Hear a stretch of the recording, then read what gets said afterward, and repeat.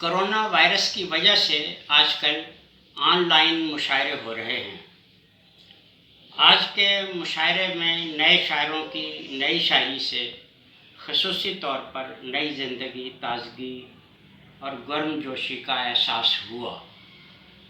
इस तरह के मुशायरे आपस में अदबी राबते का ज़रिया और ताज़ा कलाम सुनने और सुनाने की अच्छी रवायत का आगाज़ है। अंजुम सलीमी साहब का शुक्रिया कि उन्होंने दोस्तों को यकजा करके मोहब्बत का सबूत दिया।